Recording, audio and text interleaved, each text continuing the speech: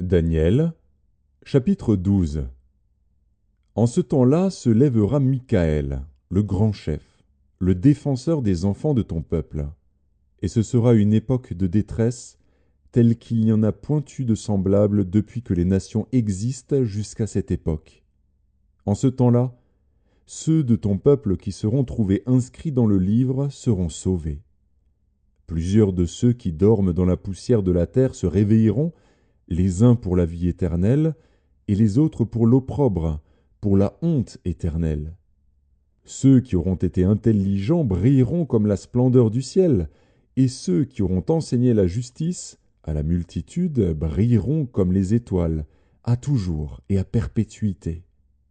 Toi, Daniel, tiens secrètes ces paroles, et scelle le livre jusqu'au temps de la fin.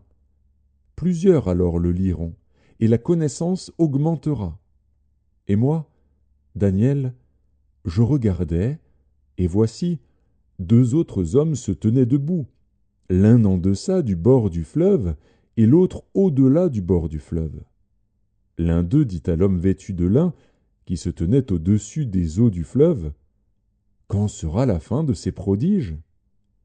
Et j'entendis l'homme vêtu de lin, qui se tenait au-dessus des eaux du fleuve.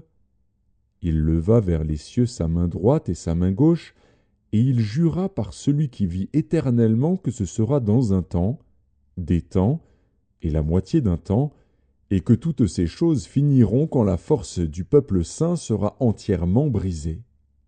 J'entendis, mais je ne compris pas, et je dis, Mon Seigneur, quelle sera l'issue de ces choses? Il répondit, Va, Daniel, car ces paroles seront tenues secrètes et scellées jusqu'au temps de la fin. Plusieurs seront purifiés, blanchis et épurés.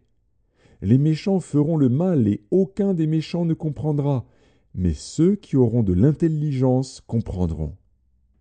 Depuis le temps où cessera le sacrifice perpétuel et où sera dressée l'abomination du dévastateur, il y aura 1290 jours. Heureux celui qui attendra et qui arrivera jusqu'aux 1335 jours. Et toi, marche vers ta fin. Tu te reposeras et tu seras debout pour ton héritage à la fin des jours.